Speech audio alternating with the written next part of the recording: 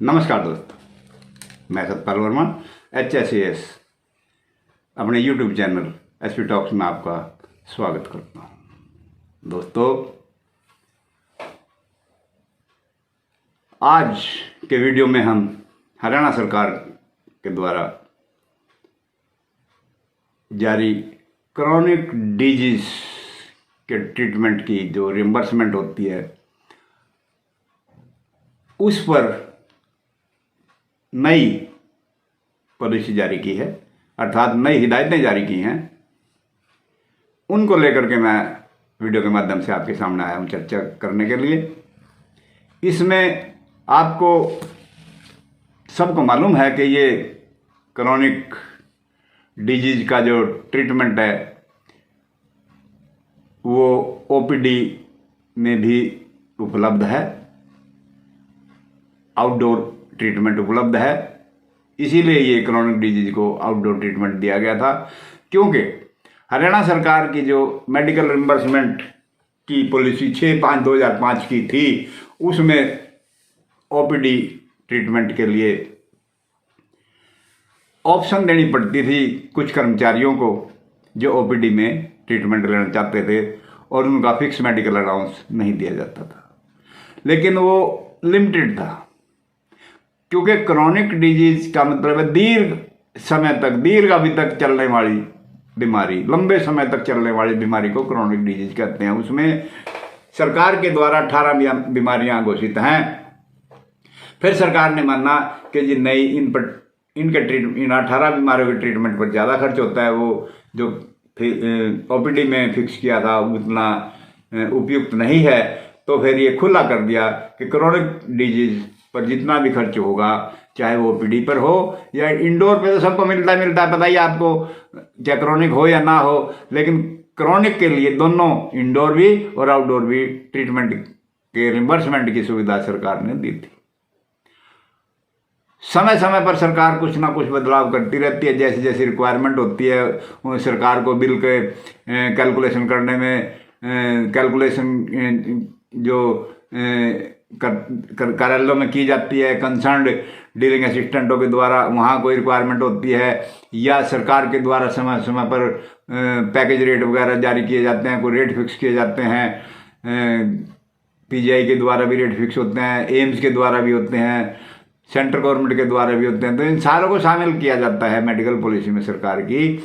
और इन सरकार के द्वारा अपने कार्य में किसी प्रकार का विलंब ना हो रिम्बर्समेंट करने के लिए, या कर्मचारी को दिक्कत ना हो, उन बातों को लेकर के सरकार समय समय पर कुछ बदलाव करती रहती है।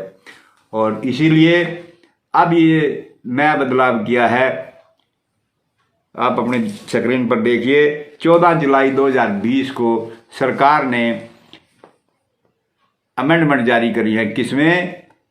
सब्जेक्ट है regarding amendments in medical reimbursement policy with reference to chronic disease only. जो 6/5/2005 की पॉलिसी मैंने बताई, उसमें बदलाव है केवल किसका?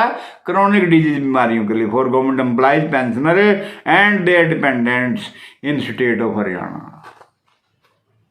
अब वो क्या बदलाव किए हैं वो मैं आपको बताता हूँ मोटे मोटे, आप स्क्रीन पे देख लें। मोटे मोटे बात बताने वाली है जो बदलाव, बाकी आपको सब पता है कि एसेंशियल सर्टिफिकेट के ऊपर मेडिकल बिल की रिम्बर्समेंट होती है, और ये किस तरह, वो सब बताने की जरूरत नहीं, पता है लिमिट कितनी है, क्या है उसका टाइम बार कब हो जाता है, 3 महीने में, 6 महीने में कब सबमिट करने होते हैं, पता ही आपको सारों को। लेकिन जो बदलाव हुआ है सिर्फ वही बदला रहा हूँ मैं। एक तो बड़ा बदलाव इसमें ये किया है कि पहले जो मेडिकल सर्टिफिकेट बनता था क्रॉनिक डिजीज का, वो 2 साल के लिए बनता था। और सरकार ने भी अपने पत्र के माध्यम से उस पॉलिसी में कहा था कि केवल 2 साल के लिए वैलिड माना जाएगा, क्योंकि उस समय यह ऑब्जर्वेशन थी कि 2 साल के बाद ठीक हो जाते हैं लोग, लेकिन 2 साल के बाद ठीक नहीं होते, ये सरकार ने ऑब्जर्व किया। और अब जाकर के सरकार ने इसमें एक तो बदलाव ये किया, क्या? The validity period of the chronic disease certificate, देखिए आप अपने स्क्रीन पर, the validity period of the chronic disease certificate shall be 5 years and not 2 years। सबसे बड़ी बात तो ये होगी कि मेडिकल सर्टिफिकेट जो है 5 साल, क्योंकि PGI 5 साल का बनाती थी और हॉस्पिटल 2 साल का बनाते थे, तो जो पीजीआई से बन के आते थे उनको भी कहते थे हम तो 2 साल का मान लेंगे कि सरकार के दफ्तरों में जब सबमिट किए जाते थे तो वहाँ दिक्कत आती थी। और अब सरकार ने कह दिया कि 5 साल के लिए मानने जाएंगे। तो हॉस्पिटल भी अपने जो सर्टिफिकेट जारी करेंगे वो 5 साल के लिखेंगे, 2 साल लिखते थे पहले, अब नहीं लिखेंगे। और दूसरा बड़ा बदलाव इसमें यह किया गया कि इसमें कहा गया है कि ऑप्शन जो है ना अब दोबारा फिर दे सकते हैं जिस किसी को लेनी है। वो तो पहले भी थी कि जिस महीने में बीमार होया उस महीने में ऑप्शन बदल सकता है अपनी। तो ये बात तो सरकार कहती है। अब सरकार ने ये कहा कि जो दूसरा बड़ा बदलाव है कि बिल जो होंगे ना, medical reimbursement bill, essential certificate, empanelled hospital के, जो सरकारी हॉस्पिटल के बिल होते थे वो तो काउंटर साइन सीएमओ के द्वारा किए जाते थे 3000 से ऊपर के। पहले इसकी लिमिट 1000 रुपये थी, फिर 3000 रुपये हुई। तो सिविल हॉस्पिटल के जो मेडिकल बिल थे वो तो सिविल सर्जन के द्वारा काउंटर साइन किए जाते ही थे।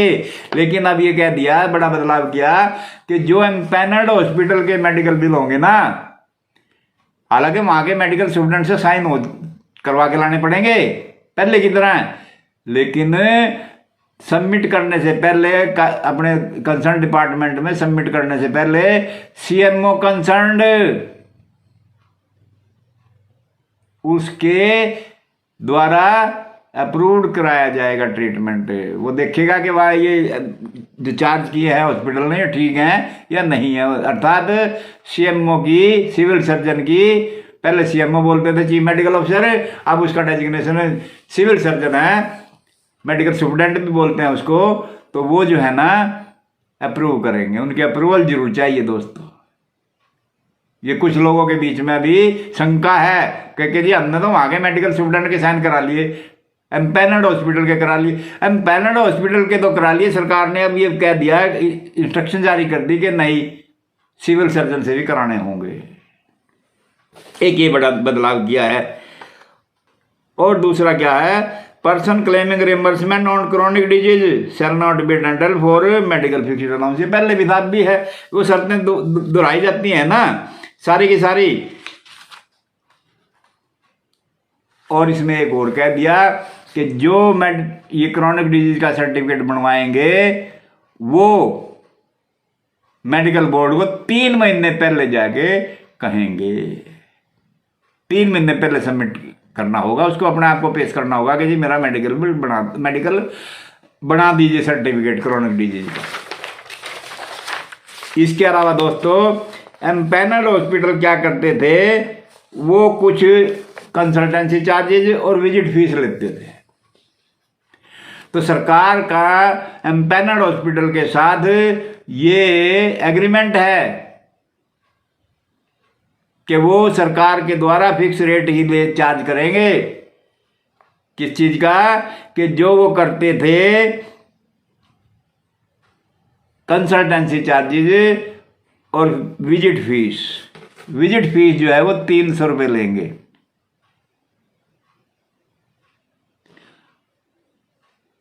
फॉलोअप पे, जब फॉलोअप पे जाते हैं ना प्राइवेट एम्पैनर्ड हॉस्पिटल पे, देखिए OPD consultation visiting charges for chronic disease listed in government instruction dated 8/6/2005 is fixed at ₹300।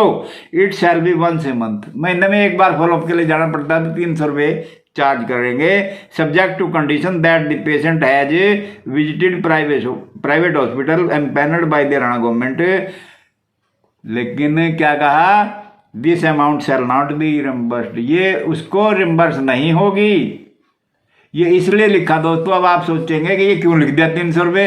300 रुपये से लिख दिया कि कहीं आपसे वो 1000 रुपये ना चार्ज कर ले एम्पैनर्ड हॉस्पिटल वाले, कि 1000 रुपये कंसल्टेंसी। आप कह सकते हैं कि मैं हरियाणा सरकार का कर्मचारी हूँ, हरियाणा सरकार का पेंशनर हूँ, इसलिए सरकार की चिट्ठी में फिक्स रेट है तुम्हारे, इससे ज़्यादा तुम चार्ज नहीं कर सकते। और वो कर भी नहीं सकते एम्प्लॉय से, क्योंकि ये एग्रीमेंट है सरकार का और एम्पैनर्ड हॉस्पिटल का। ये मैं आपको विशेष बात बता रहा हूं। और फॉर नॉन क्रोनिक डिजीज, ये तो था ना क्रोनिक के लिए, जो क्रोनिक के पेशेंट है उनके लिए 300 रुपये। और जो नॉन क्रोनिक के जाते हैं फॉलोअप के लिए एम्पैनर्ड हॉस्पिटल में ट्रीटमेंट लेते हैं ना, मनाही तो नहीं है ना, तो उनको क्या कहा कि 40% डिस्काउंट मिलेगा उनको, अर्थात जो वो चार्ज कर रहे हैं, अगर जो 500 रुपये चार्ज कर रहे हैं तो उसमें 200 रुपये छूट है, 1000 रुपये चार्ज कर रहे हैं तो 400 रुपये छूट है, 600 रुपये करने और 300 रुपये करने। तो ये छूट केवल और केवल हरियाणा सरकार के कर्मचारियों और पेंशनों के लिए, जब वो फॉलो अप के लिए अदर देन क्रोनिक डिजीज के इलाज के लिए जाते हैं, कहा प्राइवेट एम्पेनल्ड हॉस्पिटल में, वहाँ चार्ज होगा, लेकिन ये फीस भी, डिस्काउंटेड फीस भी रिम्बर्स नहीं होगी उसकी।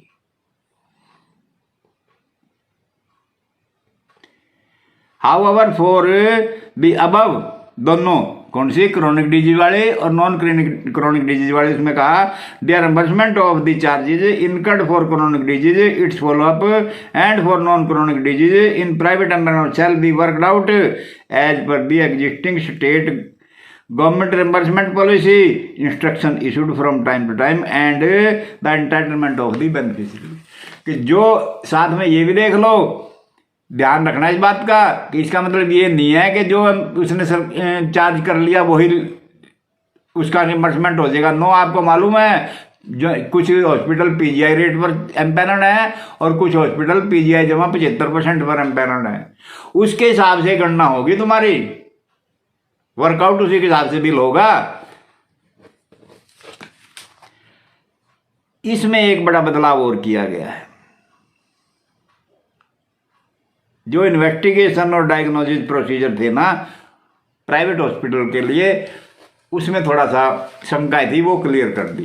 क्या, फॉर एम्पेनल्ड हॉस्पिटल के लिए जहाँ पे हम ये इन्वेस्टिगेशन कराते हैं, इन्वेस्टिगेशन के लिए एम्पेनल्ड हॉस्पिटल हैं दोनों प्रकार के, 75% जमा वाले, पीजीआई रेट जमा 75% और ओनली पीजीआई वाले, उनके बारे में अलग अलग बता। कहता है reimbursement of investigation diagnostics procedure done in OPD for any of the chronic disease listed in Haryana government instruction dated 6/2005 and indoor treatment which are not available at PGI Chandigarh, AIIMS New Delhi, कि जिनका इलाज सरकारी hospital में तो वहाँ तो अलग procedure है ना, जो डिस्ट्रिक्ट के हॉस्पिटल है, कहता पीजीआई और एम्स की बात कर रहा है, वहाँ पे क्या कर रहा है, रेट लिस्ट पर है, जो पीजीआई रेट लिस्ट पर अवेलेबल नहीं है पीजीआई में, shall be allowed as per the entitlement of the private empanelled hospital.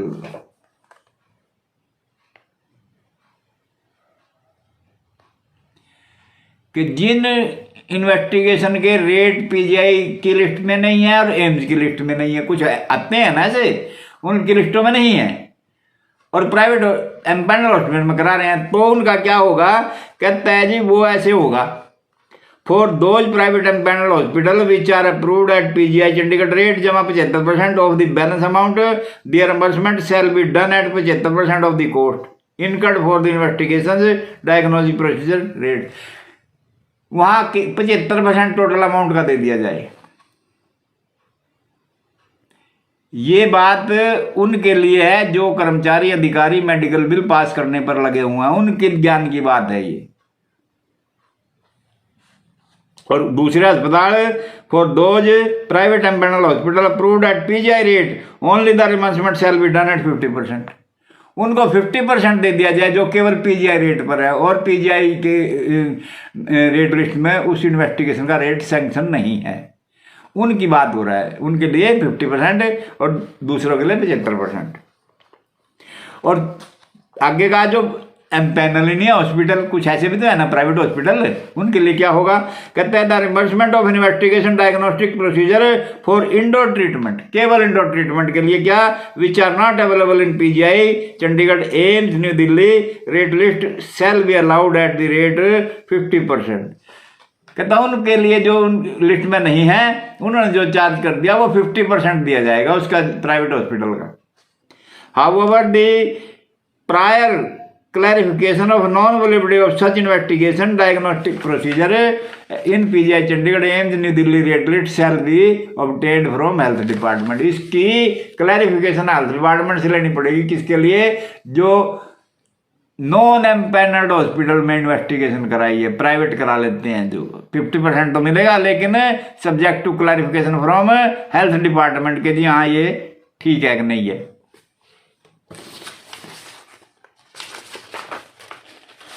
दोस्तों आगे dialysis in case of chronic renal failure, बहुत से कर्मचारी भी इससे पीड़ित हैं, उनके डिपेंडेंट भी पीड़ित हैं। बहुत खतरनाक बीमारी है, उसके लिए सरकार ने भी दृष्टि करते हुए समय समय पे बदलाव करती रहती है। सहूलियत के लिए सहूलियत दी है क्या, chronic renal failure is always an emergency, कहते हैं ये एक इमरजेंसी होती है हमेशा। डायलिसिस जब क्रॉनिक रेनल फेलियर होता है, किडनी की बीमारी, वो खतरनाक होती है। If not treated by dialysis और रेनल ट्रांसप्लांटेशन, यदि डायलिसिस ना किया जाए और ट्रांसप्लांट, किडनी ट्रांसप्लांट ना किया तो खतरनाक बीमारी है, इमरजेंसी होती रहती है।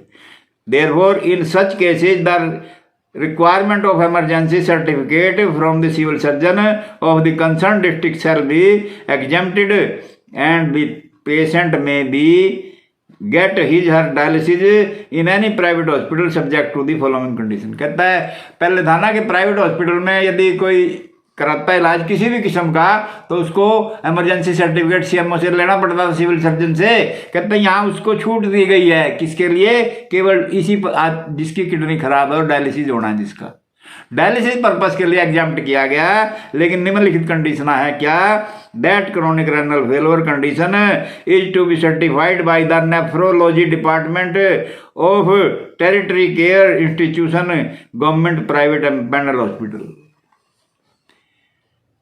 कि यदि ऐसा हुआ है तो एक तो वो नेफ्रोलॉजी डिपार्टमेंट किसका, सरकारी हॉस्पिटल का, कॉलेज का या एम्पैनल्ड हॉस्पिटल का, ये बताएगा कि जी हाँ ये डायलिसिस की बीमारी थी, क्रोनिक रेनल फेलियर की कंडीशन थी ये।